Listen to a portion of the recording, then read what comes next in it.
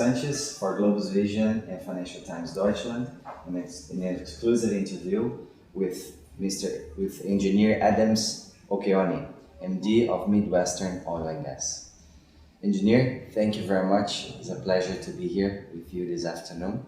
Thank you. I would like to start our interview talking about the oil and gas sector in Nigeria. Okay. One of the world's top oil producers and Africa's largest, Nigeria's development is driven by oil and gas. The country continues to boost high levels of reserves and exports. Government is therefore focusing on increasing infrastructure projects in order to diversify away from oil. Please comment on the oil and gas as an economic driver and the importance of diversification away from oil. Yeah, the economy of this country is more or less dependent on the oil and gas business. It is the main revenue earner for government. Unfortunately, government has not really, in my view, done enough to diversify the other ways of getting revenue for government. There has been so much dependence on the oil and gas sector, mostly the oil. The oil industry is very critical, not only to the Nigerian government, but to the whole population, because the whole population has come to rely on oil since the discovery and exploitation of this resource. It was not always so. Agriculture played a premier role before the advent of oil and gas.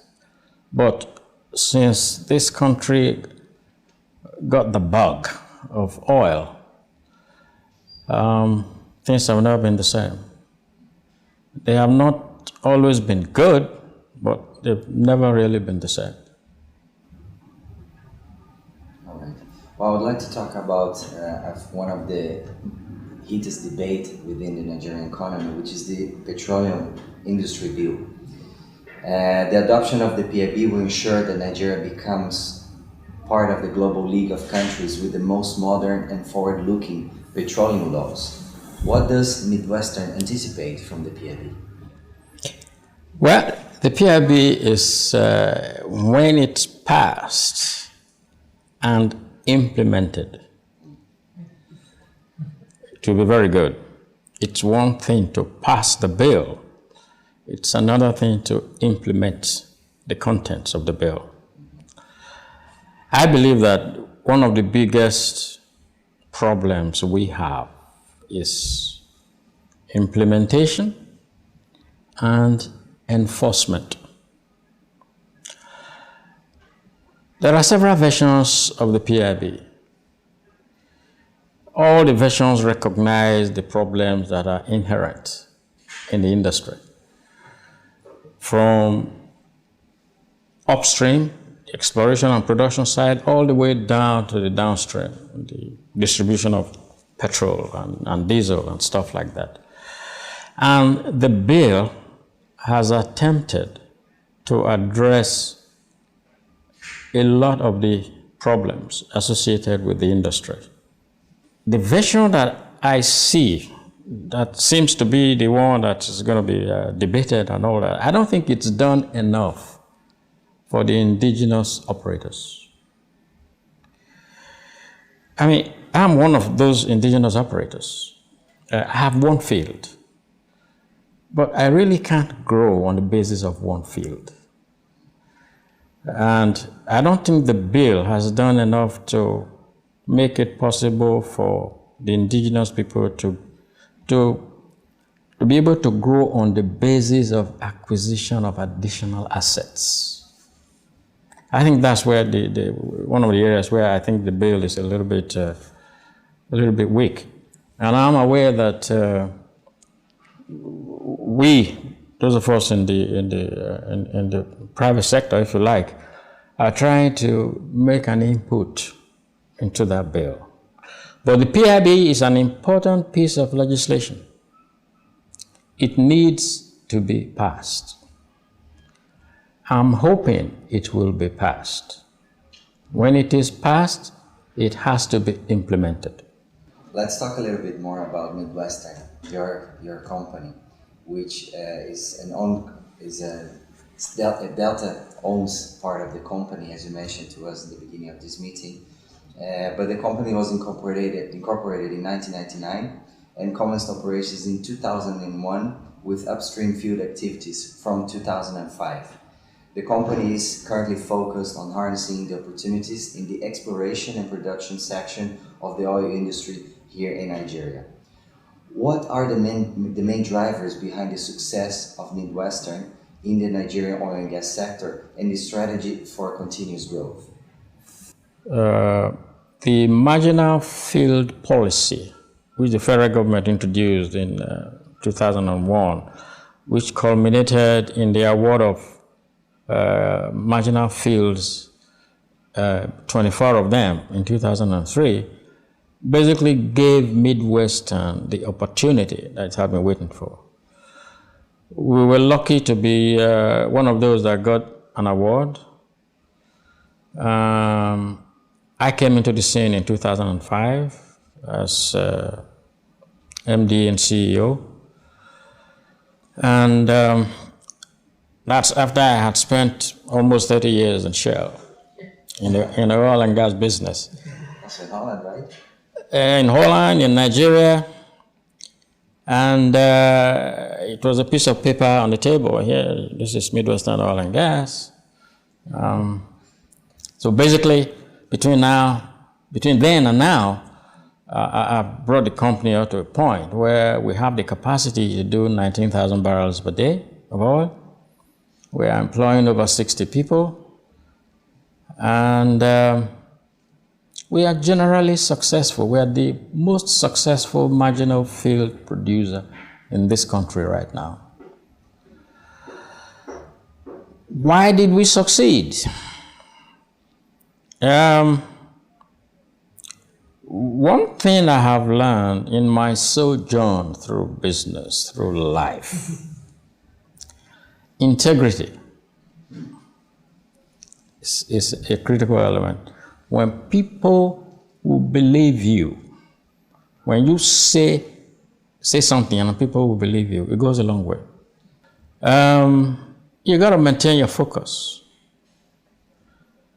When we started, we went through a process of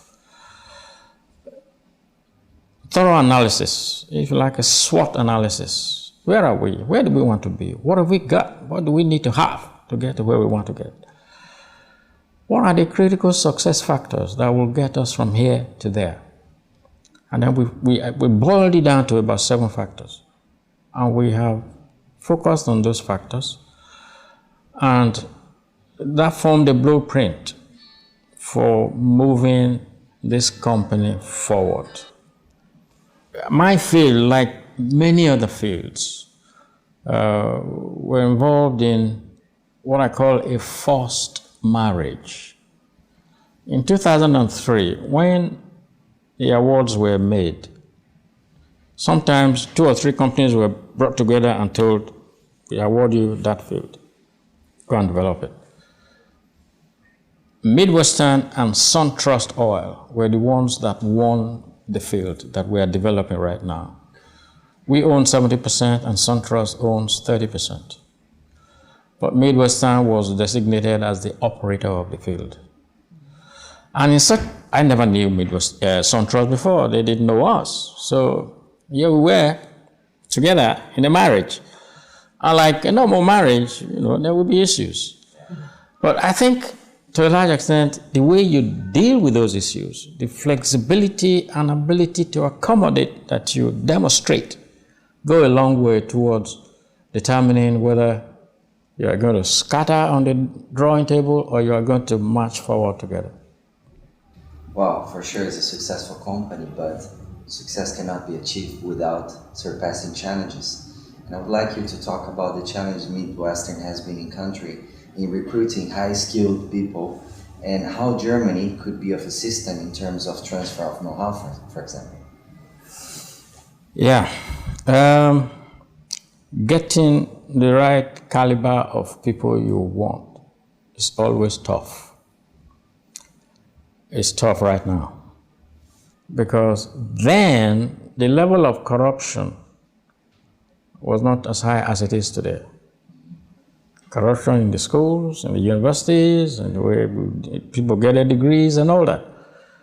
So in my view, the situation is even worse. You find people have the certificates, but nothing else. And when you put them in a job to deliver the goods, that's where the problem starts. You get a first class, somebody who has a first class certificate, but his output is far from first class. So these are the issues that employers are having to deal with. Now, as to how Germany can help, well, Germany is well known for German engineering. Everyone knows about German engineering. And I have come across quite a few German-trained engineers who are excellent. And not only in terms of technical expertise, but in the attitude to work. I think that has robbed, the time they've spent in Germany has rubbed off on them in their attitude to work. So if Germany can do more of that, I think it will help. Environmental protection is a priority for any oil company and is also for Midwestern production activities. Would you please comment on your corporate social responsibility programs and obviously the impact on the community? What I have done is to reach agreement with my host communities. I have 3 host communities. I have a development program for each one. This was not something I imposed on them. We sat down together and agreed what it will be. And it's phased over time. And it's phased to coincide with my phases of development. And I made it clear that it has to be a symbiotic relationship. If we are making progress, they will also see that progress in what I can do for them. If we stop making progress, they will also see a stop to the progress I'm making to them. So basically, it was in their interest that we made progress. It took a bit of time to get them to this frame of thinking. But at least most of the leaders could see what I was trying to do. And we signed off on this agreement. And we've tried to implement it as best as we can. The youth deserve a special mention. We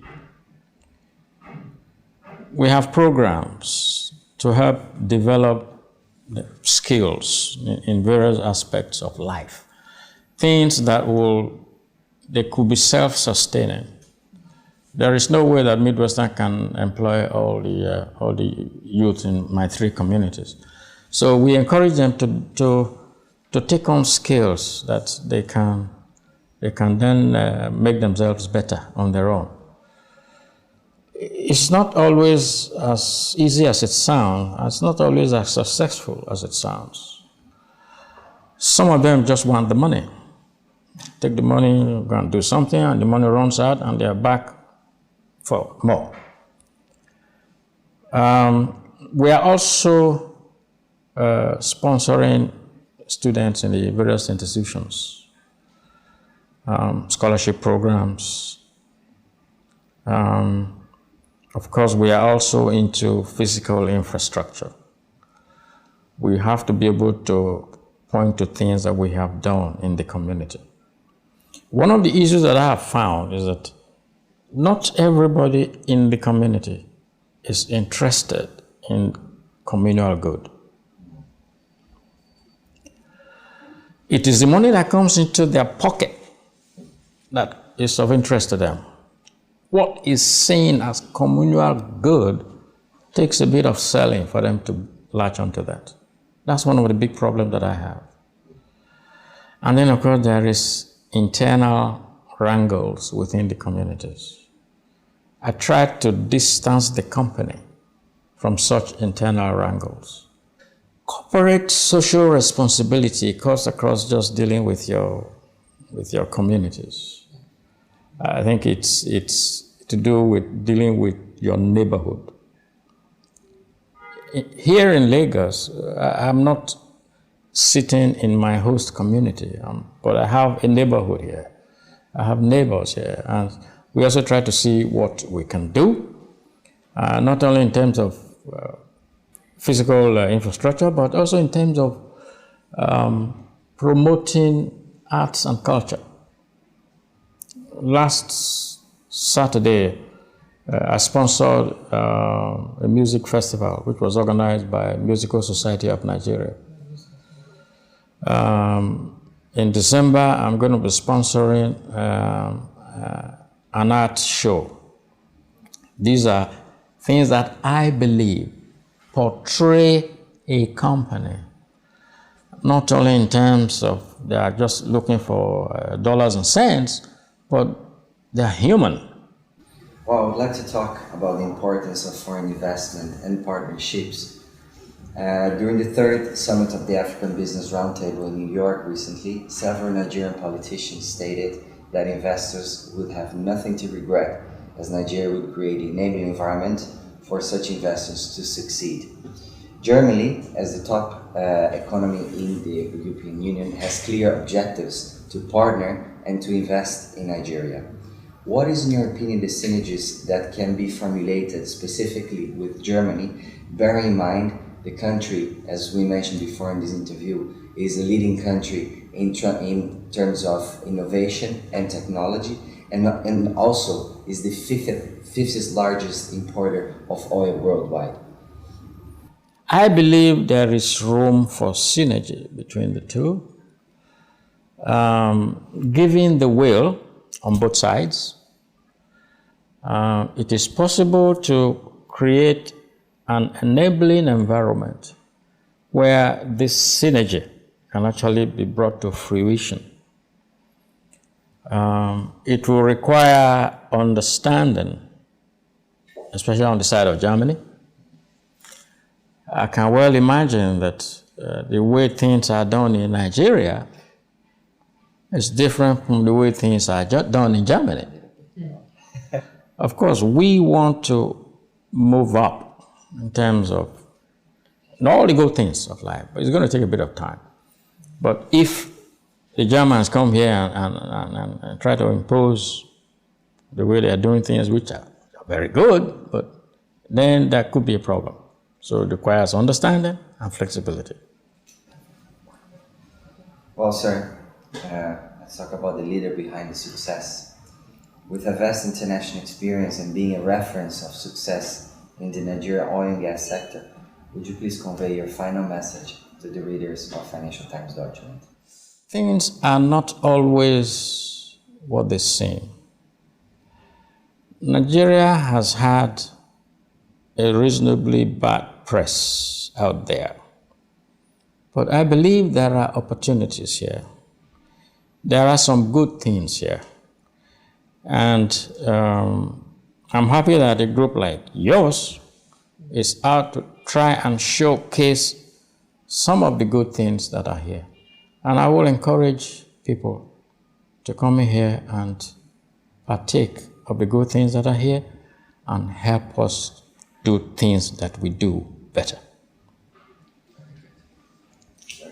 Thank you very much. Thank you. Thank you very much. Thank you.